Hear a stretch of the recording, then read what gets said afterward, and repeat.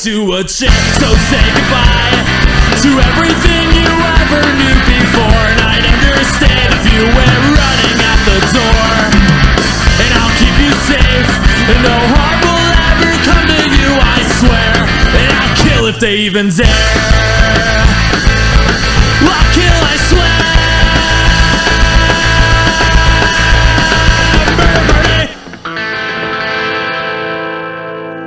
Hi, Your Highness. Hello, Mr. Boot. How are you? I am roasty, toasty, and loving every Loving every it's a little minute warm of up it. here. Isn't it a Loverboy song? Oh my God, yes. Oh my it God, is. so warm up here. I kind of feel bad about when my kid used to bitch now because you're fine. Just turn on a fan. Oh, girl. No, yeah, it's warm. Girl, fan does not help. It's warm. It's been beautiful in Michigan. We apologize for the delay. Memorial weekend came, and guess what? We went to Harrisville. We did. It was fantastic. If you guys don't know, it's on Lake Huron. It's beautiful there. It's beautiful. The east side of the state, kind great. of north, mid-north, kind of mid-north. Yeah, on By the thumb. It's by the kind of above the thumb by your lower knuckle. By the knuckle. Like your knuckle that you're going to punch a bitch out with. Welcome to Michigan Murders and Music. Welcome.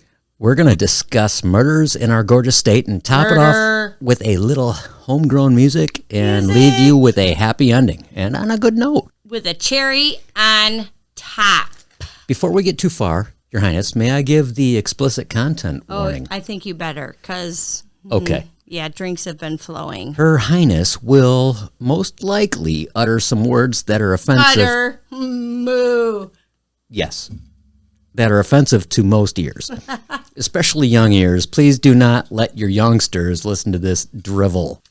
Drivel? Also... Drivel? Yeah, I pulled out a word that you probably don't know. I really don't. I got to Google. Okay, also, this is really important. If your significant other decides it's a good idea to utilize the glass table to light fireworks... You fucker. And then proceeds to shatter the table. You are a motherfucker. In the middle of the backyard. Come on, that is was not on us. fantastic. I really wish I would have been videotaping that firework. Do it. It's a real mess. Shop vacuuming the grass is a real pain in the hiney. Your Highness. Guys, the thing is, if I was totally wasted, I understand, but I wasn't. But this is a hypothetical incident. Oh, you're right. Nobody has done that in our backyard. Not yesterday. Well, thank you. Thank you. Everybody. Guess what? What? We have new listeners. Oh. And also, new listeners, if you would like, send us your address. We'll send you a Michigan Murders and Music sticker. Here are the new listeners, Boot. Let's hear it. We have Emily Penton. Emily. Thank you, Emily. Crispy, I'm not going to say this Crispy right. Chicken? Chrissy's Poor 27. I think that's a great name, Chrissy's Poor 27. Well, I understand I'm so that. sorry, Chrissy. We're all fucking poor. I'm doing this shit for free right now on a 95-degree day. Also, Hypnotic Gypsy. Cool. Super Hypnotic Gypsy. Cool name. I'm really not going to say this one right. Dalieu. Dalieu. I think you did. Dalieu. Sounds about right. Dalieu. Life After Life podcast. Amazing. Cool. Sketches Blessing. Great drawings. Dolly. We also mentioned that we went to Harrisville, Michigan. There is a local radio station over there who's kind of like our WYCE. Mm-hmm. People volunteer their time at the station. And Melanie is one of those girls that does that. That station is WXTF, which I'm so happy because it's W what the fuck. Kind of. And yeah. we got to meet Melanie while She's we our were first over there. It was kind of cool. She's the very first listener was that really we've cool. met. She was so busy. It was Memorial Day weekend. It was packed. Melanie, thank you so much. Thank you to the Brew House in Harrisville. Thank you to Joe's Motel with Straight Up. That was really cool. Straight up out of the Schitt's 50s. Creek, man. I'm telling you, the lakes were great. We have a super long story to get to, but before that, don't forget, we're not making any money doing this. So if you want to go to our website and tip us in the Are You Feeling Tipsy jar, feel free. Or we have merch and we have stickers. So who we featuring this week, Boo? What band? We are featuring a band out of the Detroit. Detroit area called the Hearsemen. It's Detroit. Very entertaining, funny stuff. I don't think there's a the in front of it. It's just Hearsemen.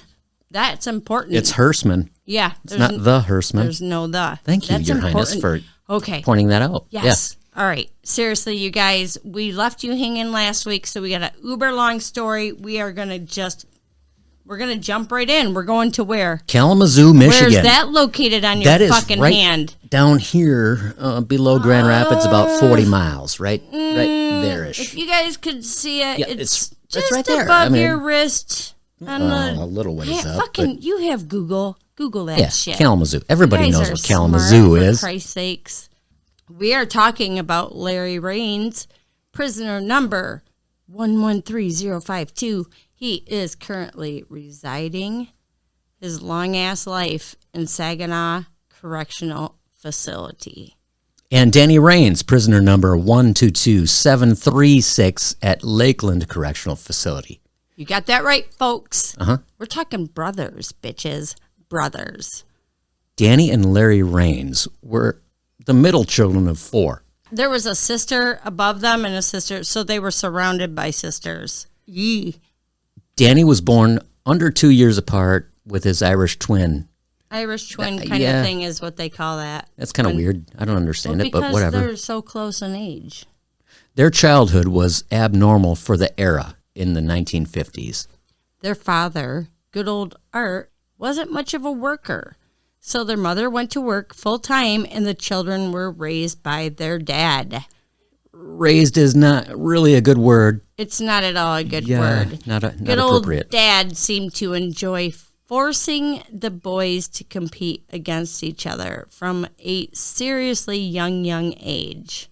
This may have been his way of toughening them up, which I kind of understand, but yeah, not like the really. boy named Sue. Yeah. I mean, it was the 50s. It's not like today. Right? It was kind of abusive, though. Today it would totally be called child abuse. Mm-hmm. What would their father make them do, Boo? He would make them bare-knuckle box until one boy was down, and they were fighting for dimes. Okay, I have 3 boys, but that makes me sick. Oh, yeah, it's He would awful. also force them to drink whiskey. Okay, bitch, I took a shot of moonshine in Nashville, and I about puked. I can't imagine being their age and being it's not forced okay. to drink whiskey. So he was verbally and physically abusive in many ways. So many ways. They had to fight for dimes. Sometimes he would make them fight until the other kid went down. Yeah, and couldn't get up. To win a dime.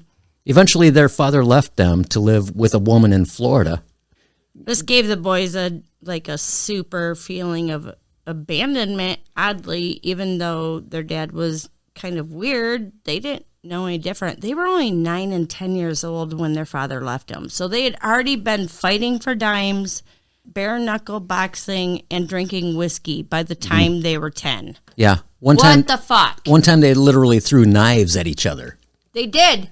Little With supervision. Very little supervision, and being raised like hellions, the boys grew more and more competitive with each other. It didn't stop after their dad left. They didn't become closer like you would think brothers would.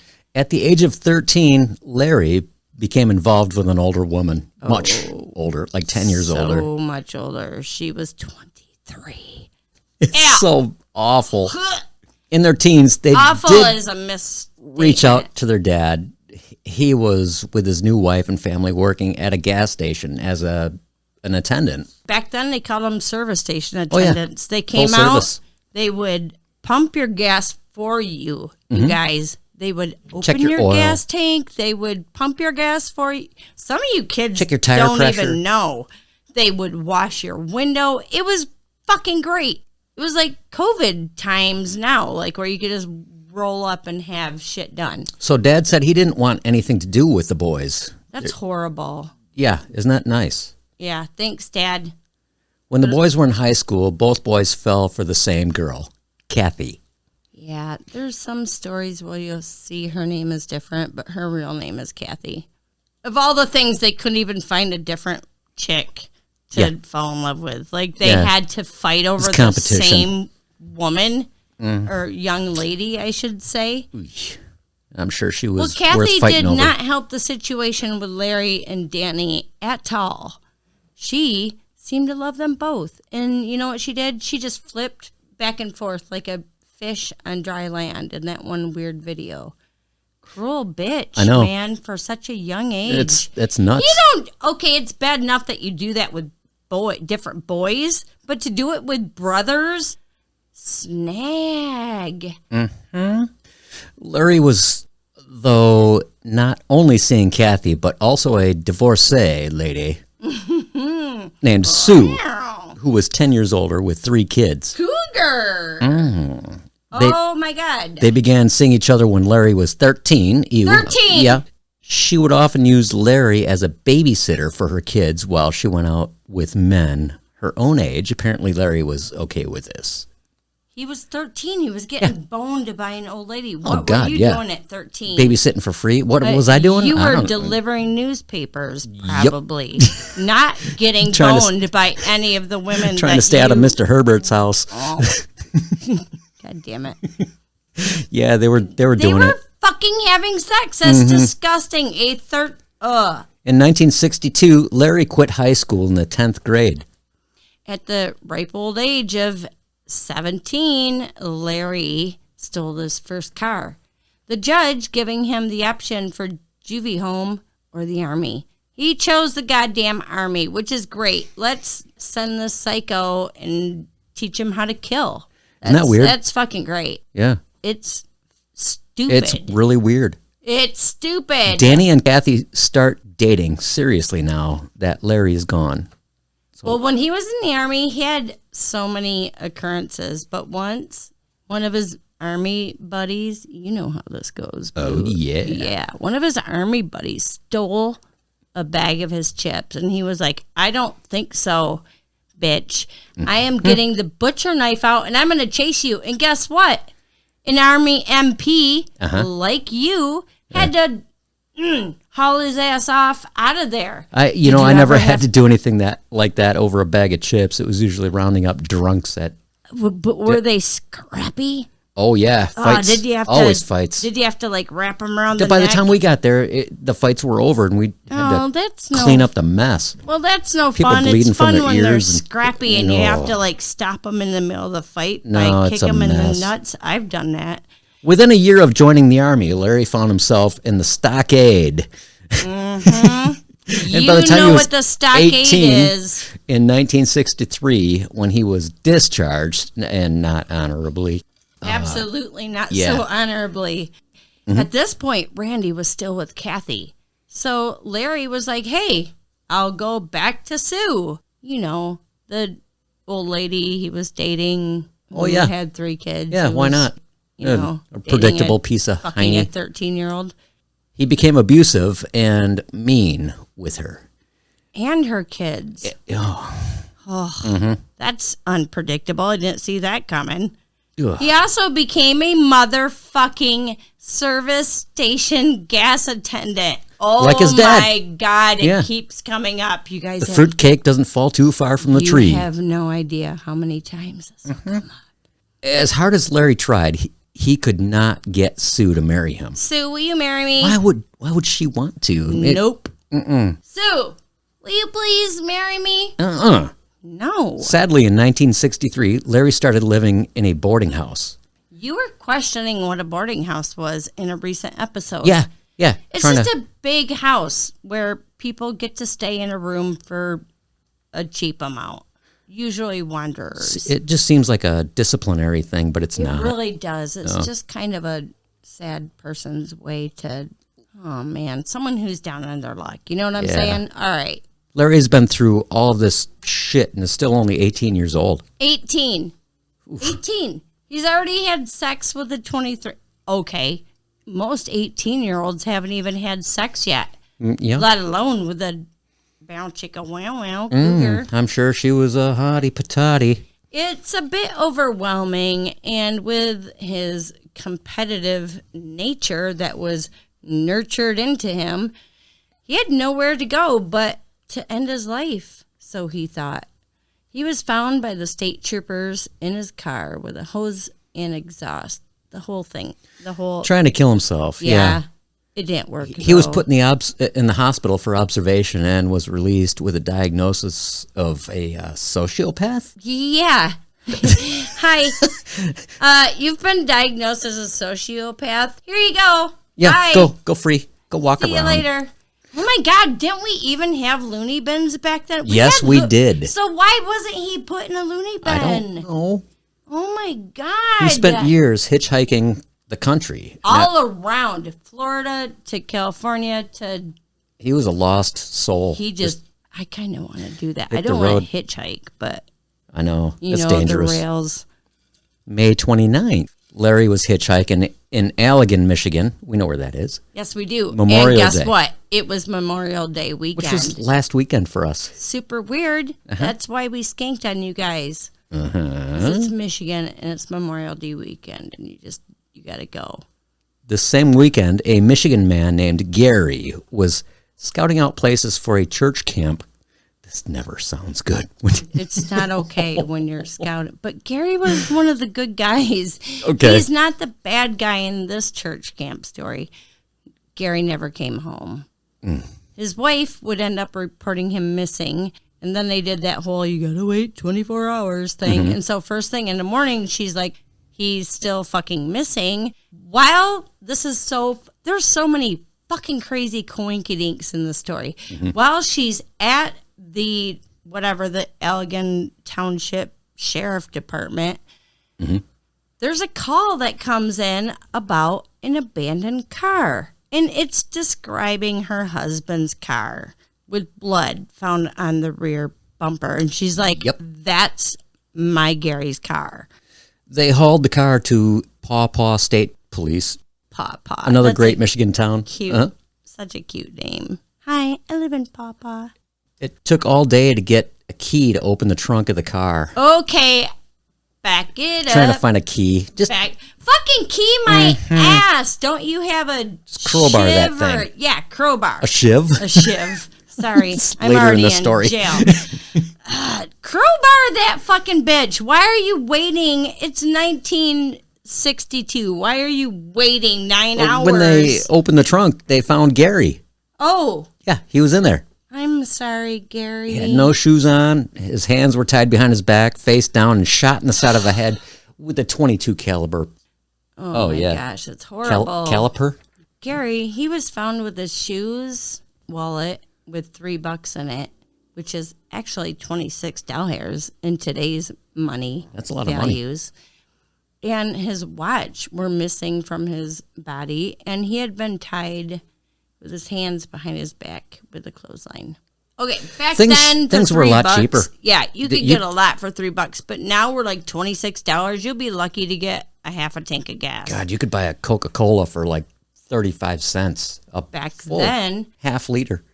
somehow, without today's technology, they managed to connect Gary's murder with another murder in Iowa. They were just like, I think that this... Did they even have phones back then? No, not cell phones. They had not... Okay, but Just they had payphones and phones. party lines. And, Okay, good. Yeah, cool So things like they that. were kind of connecting shit with other people, right? Hey, this murder sounds very familiar with these murders. The cops were talking to each other, in other words. 50 miles north in Elkhart, Indiana, a gas station attendant, 50 miles south. Charles, just 33 years old, was shot with a .22 twice in the back of the head. Okay, these buddies were heading out fishing like we all do in the summer, and they stopped at this gas station probably to pick up some Walt's worms. Oh, most likely. I mean, Walt is Walt's everywhere crawlers. with his worms. And no attendant came out. Remember, this is the time when they came out and pumped your gas for you. So if a bitch didn't come out and pump your gas, something's up. Something's up, so they checked around. The men found veteran Charles in the back room. That's our cat. police set up roadblocks to try to find the culprit for this, and It's kind of, doesn't it seem weird back then that they were able to so quickly set up roadblocks? right, they had walkie-talkies. Oh, you're right. And CBs. I was so busy focusing on the murder, I didn't think about the technology. You're right. it was They had like CBs. They were like, state-of-the-art stuff. "Hey there, big buddy. This is Michigan State Police. Be on Bolo for a guy whose name is Gary, whose car is missing. Yeah. And so is he. In theory, if the same person killed Charles, then drove north and killed Gary, as the time frame does match up, Totally matches up. they were actually able to be waved through this roadblock. Gary's car, who is missing, And and his body was in the trunk. it's driven by not Gary, and his body was in the trunk, and there was blood on the bumper. Yeah. Oh my God! Way to be observant, fucking Just cops. go on through. Go on through. You're It's a hot good. day. Shift's almost over. Oh Jesus! Go. Christ. Investigators put together another murder that occurred 2 months prior to the day Gary and Charles were killed. April 6th, Battle Creek, Michigan. Serial killer needs to do something in Serial Serial City. City. Yeah. It feels. I mean, You're God, kind of doesn't feel obligated right. to. If you don't, Doesn't come feel on. right, but to them it So feels he right. killed another veteran. Another veteran Why? at another service station. Boot. He seems to have a little thing going on. You think? Yeah. I mean, Shot him with a 22 in the head. He did he die. was found alive, but Yeah. he died later in the hospital. Yeah. It was super sad. Okay, this guy is fucking Coco for Cuckoo Puffs. June 4, 1964, literally 57 years ago to Memorial Day, to last weekend. I wasn't even alive. Were you alive? You weren't alive either. And no. 57 years ago, Arthur Booth, this rando guy, just calls the cops and says, "Hey, dudes, I have Larry at my house." And he's confessed to murdering this guy, Gary. Yeah, and he says that Larry's going to commit suicide again. Okay. I'm sorry, Larry, and I'm sorry to joke about suicide because it's really not a fucking joke at all. No, mental but illness Jesus is a difficult Christ, how many times are you going to try Yep. and not succeed? Officers busted their heinies over to Booth's home, and then they see that Larry's walking away wearing what's he wearing? Dude, he's literally just like walking down the driveway because I think he found out the cops were called on him. So he's like, I'm just going to walk away. Casually. He was wearing Gary's shoes, Gary's watch, the shoes that were missing from the man in the trunk. And the cops, Lazy cop style. you know they rolled down their window, old school style. They didn't have buttons back then. You had to Hey, did you kill Gary Smock? yeah, and they had to crank their window down, though, Boot. Oh, yeah. And they just said, "Hey, did you kill Gary Smock?" And what'd he say? He says, yes, I did. Why, yes, I did. He then just puked out the facts and said that he killed all three men that they were looking into. He then handed over the 22 that he killed everybody with, and they took him away. Larry confesses to the three murders plus two more whilst at the station. One murder was in Kentucky, and one is in Nevada. One was a hitchhiker, and I think the other was a service station thing. We're not going that far into detail because the story is so long. But he was absolutely waved through one of those blowed rocks? Blowed rocks. I've been rock hunting too long. Road blocks. Yeah, waved through for sure. Like, now we know he was absolutely waved through that roadblock, and cops failed. So Gary, he has a death wish, apparently. He confessed to these murders because he wanted to die. Already failing at suicide twice, he assumed Michigan had the death penalty and he would be a goner. Guess what, motherfucker? They had just ended the death penalty. In 1963, sorry, Michigan has not had the death penalty since right around the time that you wanted it. Larry did not win that fight, and his psych eval and his request and rights for counsel were ignored. That's poor. That's straight up illegal. Poor work. Yep. straight Bad up, move. even back then. Not a good move on the Not at all. state side. It's gonna bite their ass later. So Let Larry us was remember, also- Larry's still fucking 18 He's at a this kid. point. He's an adult. Oh my God. Technically. September 29th, 1964, Larry's trial began, and he eventually was charged with first-degree murder for Gary's murder. Only Gary's murder. Gary's murder. Mm-hmm. He was never tried for the other four murders. Four. Larry's defense, of course, tried for insanity due to the fact that they were all veterans and worked at service stations, said he was letting it out on his dad and himself, as he had such hatred for his dad and himself. And his self got kicked out of the Army, and his dad abandoned him, and he was a service station guy, as was... So, He got kicked out of the Army because he was a freaking He's a douchebag. fucking fuck. Fuckity fuck. Yeah. In a surprising turn of humanity, which Danny had never showed to his brother Larry, he testifies. Cheers. Hands he did up. that at the same time. He literally testifies at his brother's trial, which is so uncharacteristic of him. Of Danny. But yeah. he says that, like, Danny's like, dude, our childhood was fucked up. And this is what Danny stated. I feel sorry for him. I wish I could take his place. Danny is the older brother. Of course, he's going to say that. You know, wait, what? Why? Why? Why would he say that? I don't know. They've been fighting each other, knuckles to dimes, in whiskey since they were toddlers. So, Toddler Fight Club! Art, Larry's dad, and Larry himself had been in the service and in the service station as attendants. 3 of the guys were veterans and worked as service station attendants, like we told you. The other 2 were said to look like his father. Oh. Huh. He didn't think the psychological profile of I'm killing because my dad, blah, blah, blah, blah, Right. fit him.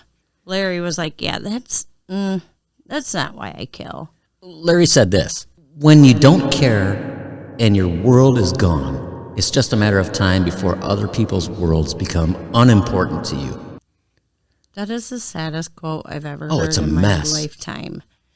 Larry attempted more suicides in prison. Unfortunately, still failed. He just failed at Yeah. suicide. Yeah. He really didn't want to kill himself. He's not very good at If you really what- want to kill yourself, I'm sorry. It's a good thing he didn't try playing the trumpet or something, because Oh it would my be... God. Oh, he'd be like a me. Oh, No, I can't do it. I can't play this major scale. I quit. Okay, I can play the major scale on bass. Yes, you can. I haven't quit yet.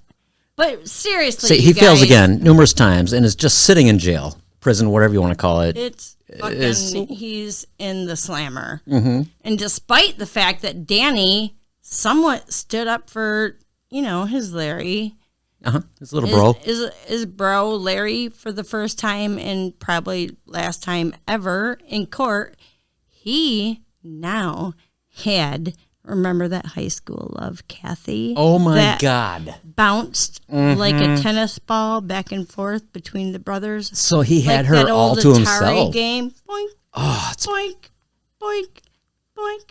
it's perfect. It's not okay. Kathy's all sorts of fucked up.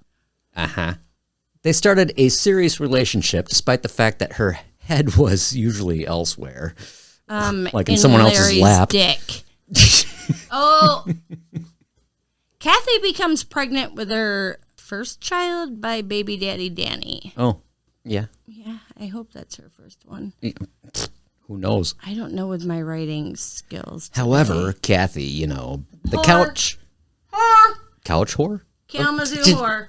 Cough. that she starts Whore. writing to Larry while he's in prison, Oh my God, she's married to Larry's brother. and she's writing she's- to Larry. Yeah. Wait, she's She is a she's nut. married. Oh my I bet God. she's still around. I wonder if we She know is. her. She is still around, and I hope I don't know her. But Oh. I did read. We know a lot of she nuts. legit is still around.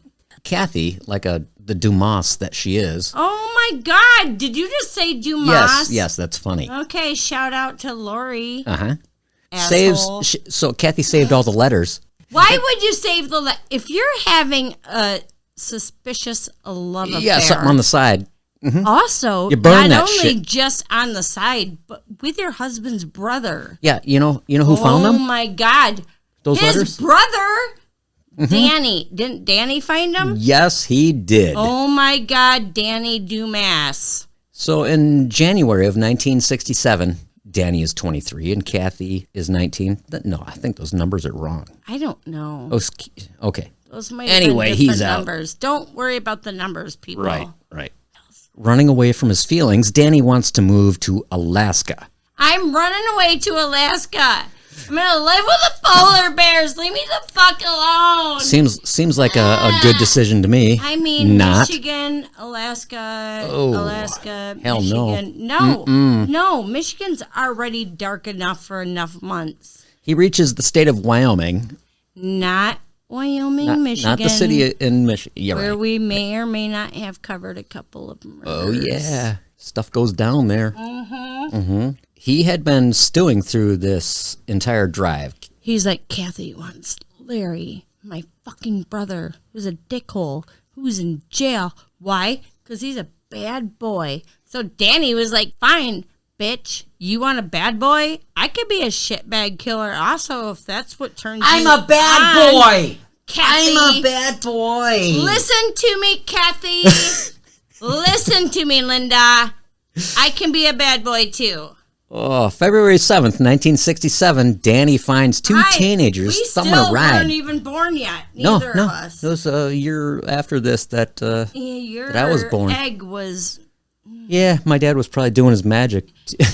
So he finds two teenagers thumbing a ride because their car was broken.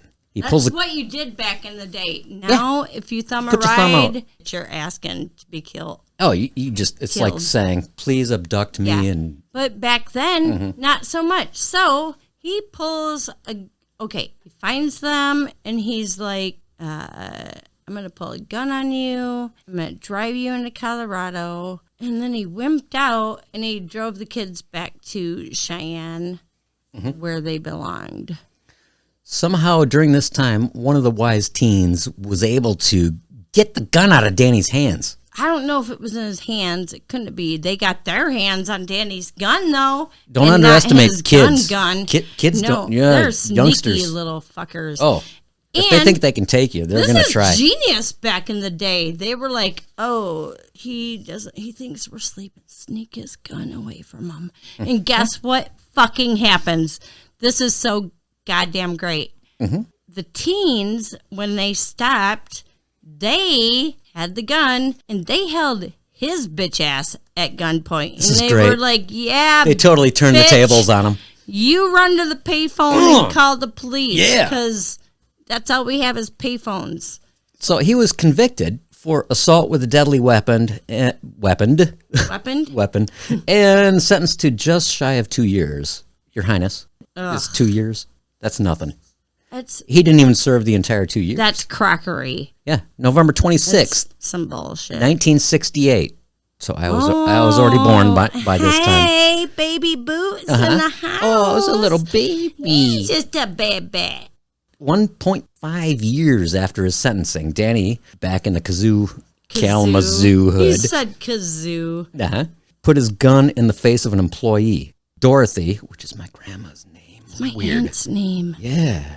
Okay, She was but- closing the store. He forced himself. I mean, by gunpoint into her car. So he was, move over, bitch. I'm getting in your Get car. out the way. His hoe. Move, bitch. His Get plans out were to the take way. Get her out the to a way. remote Get out area, the way. I said, and- move, bitch. Get out the way. He was going to have his way with Dorothy. Oh, I'm sorry to say it that way. 'cause Yeah.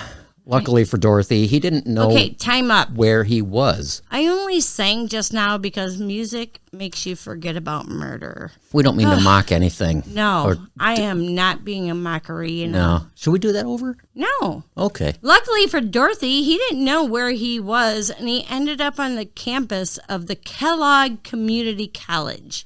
And Dorothy, woman of the hero of the year, jumped out of her own car. It was her car. Yeah. He took over driving, right? So she's in the passenger seat. Right. She jumps out of the car and she runs screaming bloody fucking Mary. Now that there's a witness at a and nice young people man around who was there, and that young man saved her. Yeah.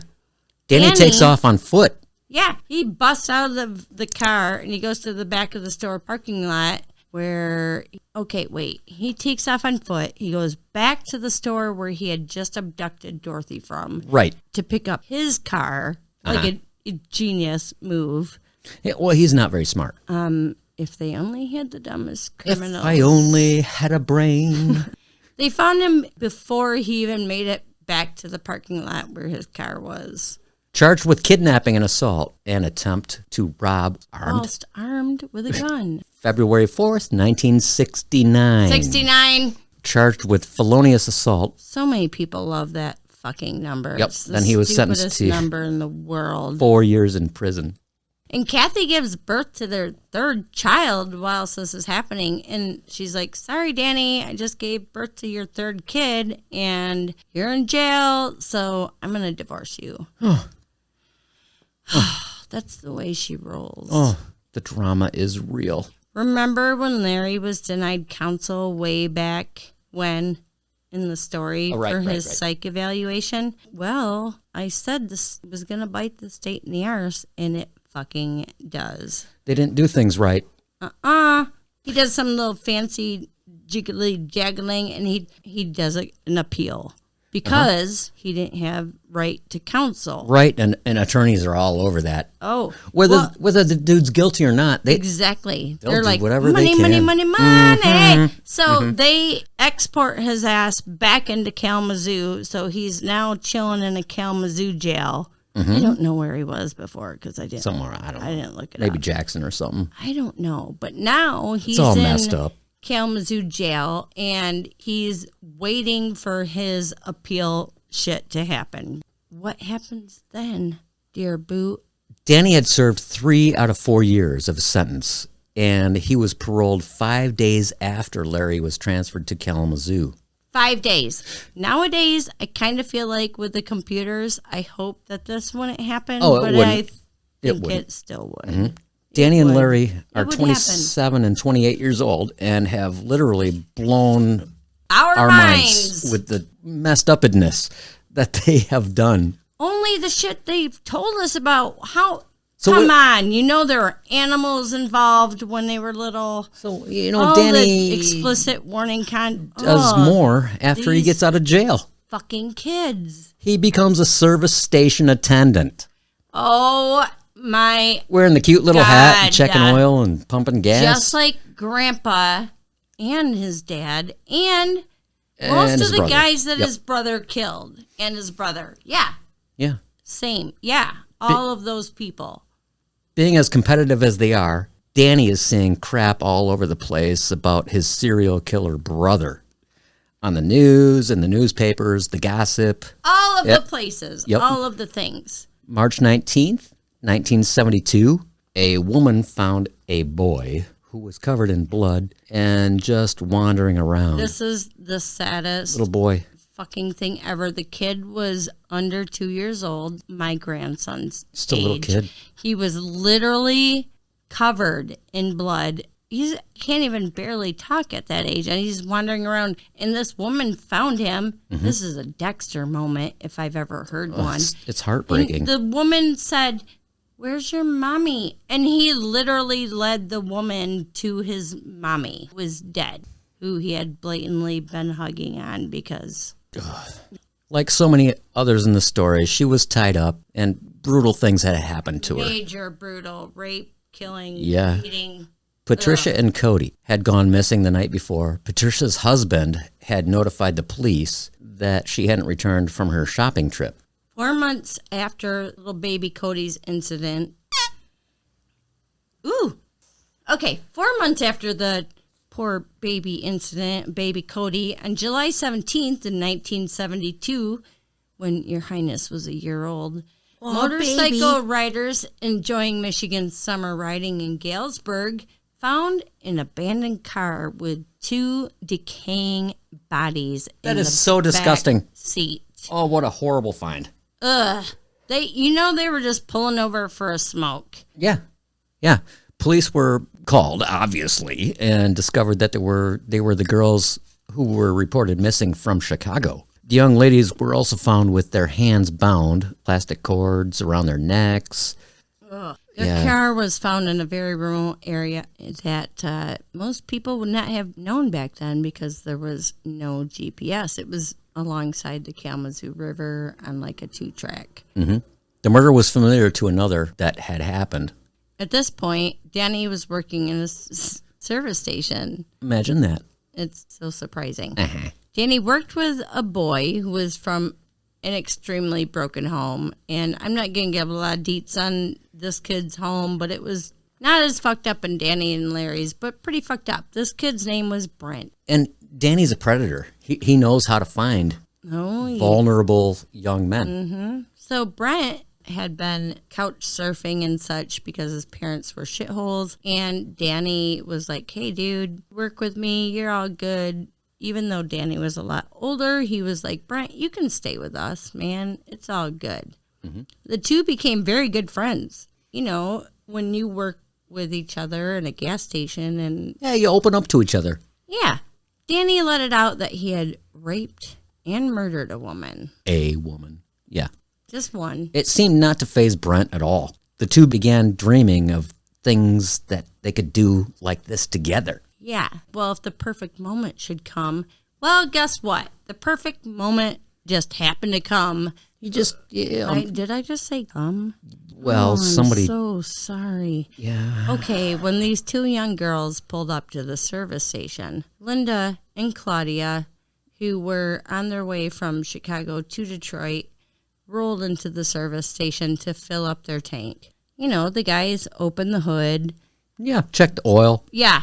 Removed a spark plug. Just maybe happened to fuck with the spark plug. Mm-hmm. So that her car wouldn't start.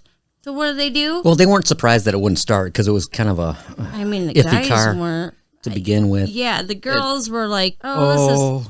Yeah, so it guys, was kind of known that her car had car troubles, so she wasn't surprised, you know. And back then, you're not going to be, you know, women now are a little more aware. Oh, yeah. Of serial killers. They had her pull her car around back where the service bay was, and they could fix it. The girls did. Mm-hmm. Because they trusted that her car was fucked up again. They were probably decent-looking young men and, you know, professionals. But sadly, Danny and Brent forced themselves onto the girls. They tied them up and took several hours to torture them in ways that I just don't want to fucking repeat. Women, people, men, everybody. Yeah. You know what I'm talking about. You just don't want this to happen to you. If a customer showed up, the lookout would just go pump the gas like nothing was going on. Oh, my God. That's all good Why here. the other one is back raping 2 women. He's just out like, hey, I'll take your $2.22 for your full tank of gas. Oh, my God. Danny killed Claudia and then told Brent he needed to taste the medicine. The medicine of death? I don't know. I don't know. Murder. Danny's pretty fucked up. Yeah. Brent couldn't do it, though. He tried, but choking someone's not as easy as it sounds, people. No. So his good old buddy Danny added his hands to Brent's and helped him choke her. Mm-hmm. Oh, my God. They put the ladies' bodies in Brent's car, and he attempted to rid himself of it in the back 40 somewhere. Like, I don't know, in a field or something? I don't know, yeah. Brent, he poured gas on the car, and he thought he was like in a year 2000 movie. He poured gas in the car with the girls in it, and then he like flicked his cigarette like he was a badass. It didn't work. Walked away thinking that it was gonna set fire. Dumb ass never checked to see if the fucking car caught on fire or not. Oh my God. When Brent made it back to the service station, they went through the loot that they stole from the girls. What a necklace. They had taken their purses couple and dollars. wallets and all that shit. Mm-hmm. A few months later, Brent he was becoming a little paranoid. Yeah, because he did something really wrong. He knew Danny was a fucking psycho. Huh? He was also the only person who knew about the murders of these two young ladies. So he went to the police and told them about Danny and, Larry Rands, the older brother, all the connections. Yeah, they literally had no clue that it was a family member who was committing the last rash of murders in their town in Kalamazoo. Larry had murdered people much earlier with very different motives, very different crimes. Danny, it was just fucked up. It was all different. Yeah, so September 4th, 1972, Danny's arrested for 3 murders. He claimed he was innocent, of course. In all of the murders, of course. But guess what? This sibling rivalry is not going to end here, boys and girls. Yeah, it gets weird. It just keeps going and going and going, and it's making me nervous. Danny was arrested for the 3 murders, right? Yeah. Okay. When they put him in Kalamazoo County Jail, it just so happened they put Danny in cell number 2 and Larry was in cell number 1. Oh. Right next to each other. My God. Uh-huh. Tell me this isn't some cop bullshit. Oh, man. They were so hoping to hear shit between them. But guess what? You gotta hope. It's kind of like putting me and my sibling in a cell. Not gonna say a goddamn thing. Fuck you. Fuck you very much. They did not talk to each other because Larry had already disowned his brother Danny. Why? Because, dude, jail, and he's a murderer. Wasn't he married to Kathy? I mean, Danny was, yeah. Okay. It just never ends. These two brothers. Oh, my God.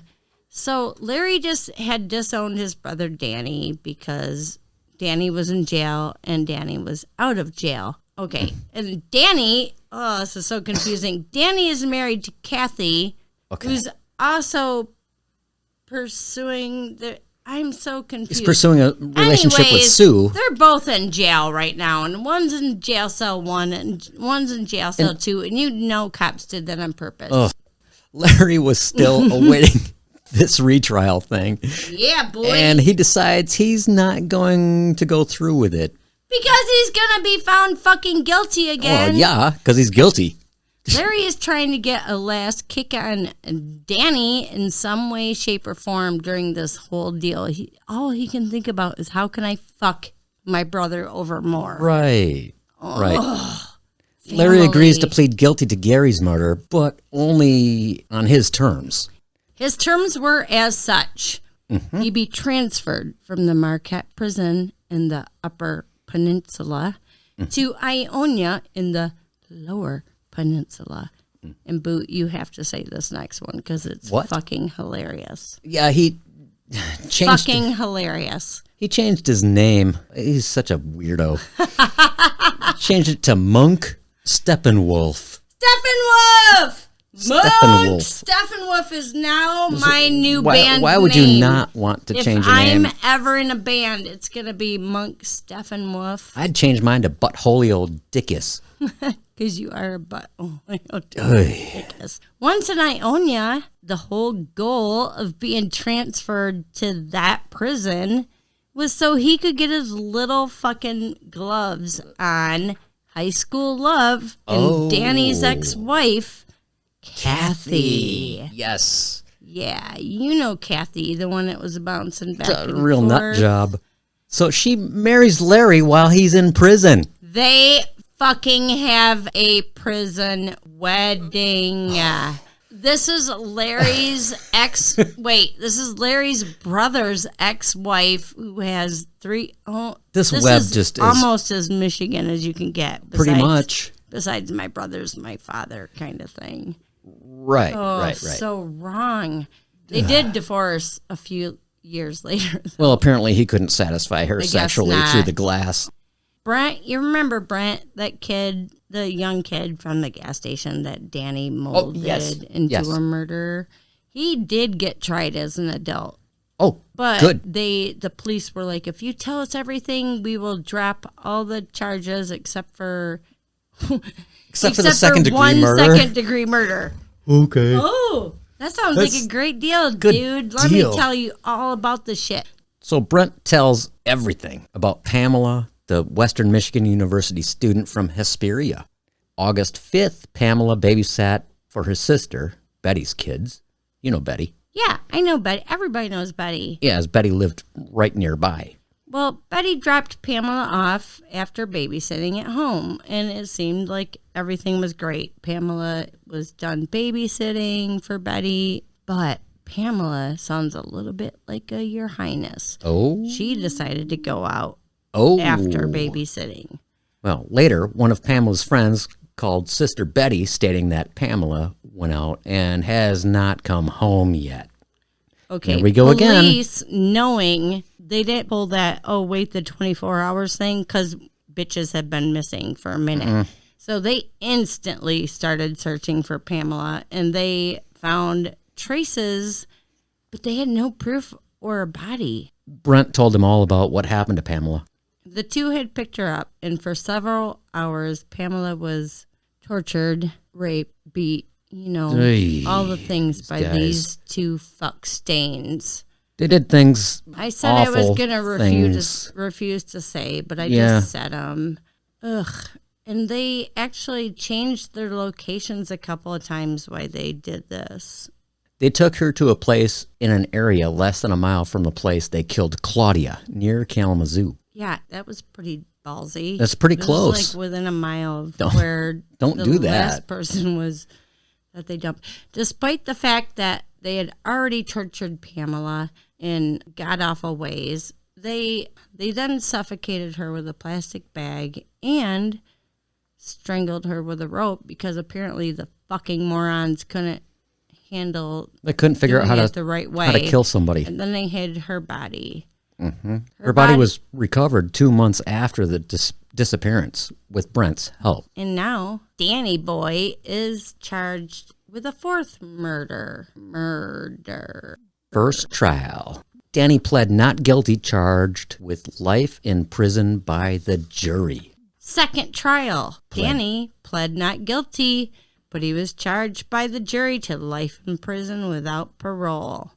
Before the third trial even took place, Danny just pled no contest. Because, duh, what's going to happen? You're already going down for 2 murders, motherfucker. Yeah, Why he's already bother? in the slammer for that. As they all do, he tried to appeal Oh, yeah. his bullshit throughout the years, because what else are you going to do when you're sitting in jail but think of loopholes and ways to get out of I did it, but I can get out of here somehow. Not smart enough to escape. Denied, Danny. Motherfucking denied. Yep. Duh. Brent pled guilty and was sentenced to life in prison without parole. Yeah. Remember when that juvenile law passed in 2016?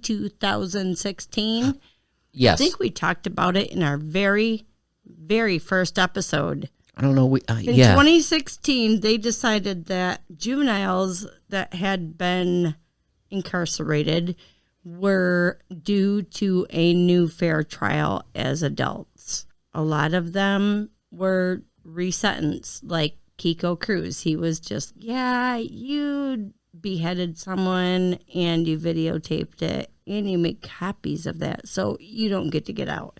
However, with this Brent kid who helped Danny rape and kill 3 people. So yeah, he was granted parole. Oh my In 2020. God! That was last year. He's 64 years old. 2020. The dude was 64 years old last year. Yeah, and he's still living in our state. I did not look him up because I don't The story's not about him. fucking want to know where he lives. And this really, it's not about Brent. These brothers have a sort of weird murder record or a I don't know. like Weird an murder award bondy if thing. you were if there was such They're a sibling thing. killers. They're sibling killers, but listen, Linda. Oh, Listen to me, Linda. okay. most serial killers, they did it as a family thing. Like it would be like the Menendez brothers. Like, Yeah, like having coffee with my dad and my sister, oops. on Sundays. And then You do that together and you go kill someone. Yeah. Yeah. Just like you go rock hunting, instead you just go kill someone. These Right. guys are literally the only siblings who were both considered serial killers, who both are serial killers, that are siblings, but did it at completely different times and not together. And they did it in different ways and all Multiple victims, so women. fucked up. Yeah. In totally different eras, and they weren't together when they did this. They never killed together. They were somehow competing with each other. For kills and whatever the fuck. I don't know. Women, all the things. They Would have been better to fight for dimes. You know what? They were just fighting for dimes. Like Yep. Al taught them to. Yeah. The whole fucking way through. And Oh, guess yeah. what? Both still alive. Both still being supported by our fantastic tax dollars. Your also, Highness. Brent, please don't come after me. I don't want to die. Your Highness. Is it time for a happy ending? It is. That Thank was goodness. the longest story. Oh my you guys. God. I hope you guys could keep track of what happened. If you don't, just look it up online. There's so many things you can Or listen to it again. find. It's all good. Or listen to us again. We're And featuring a and great again. band this week out of the Detroit area Detroit. called the Hearsemen. Slicker Johnson. We decided it This wasn't guy cracks me up the so much. Hearsemen Makes me there. laugh Boo. out loud. It's Hearsemen, not the Hearsemen. Thank It's you. Hearsemen. Hearsemen. Fantastic band. Oh my God. Make me laugh so Go hard. Dead Boys! Oh, Wait, man. what'd we you got- say? They make me laugh so Go hard. Dead Boys! Oh, Here man. we We go. gotta move. That's why Mom always said, anytime now. When she was pooping, I loved it.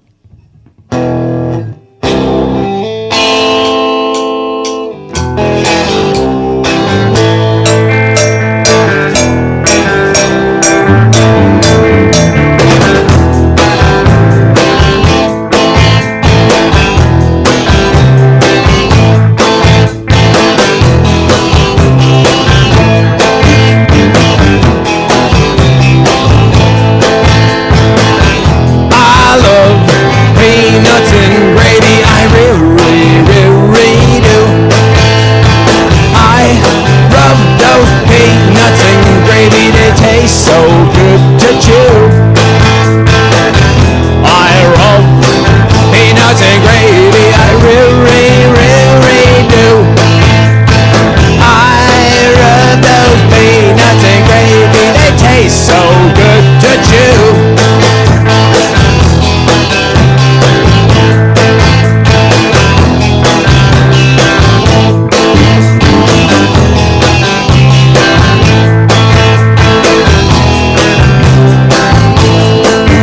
I work at a Chinese restaurant. I really, really do.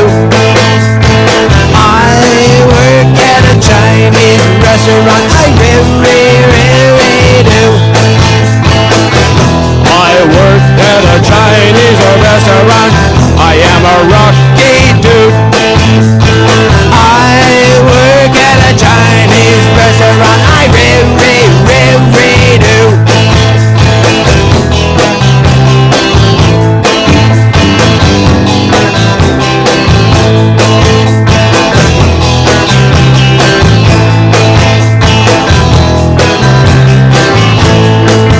I write peanuts and gravy. I really, really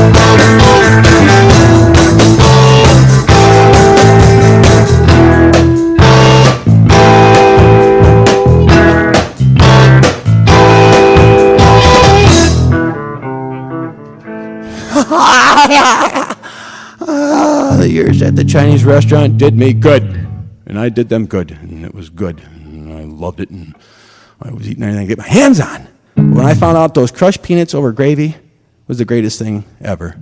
So I would just have big, giant bowls of gravy, and I'd go through half a can of them dang peanuts. Now I got to crush my own, can't find them. Those Chinese guys got the market cornered on crushed nuts. So anybody out there with the crushed nuts, give me a call. Adios. Thank you for choosing Michigan Murders and Music. Please rate the show wherever you listen. Michigan Murders and Music is produced by The Boots.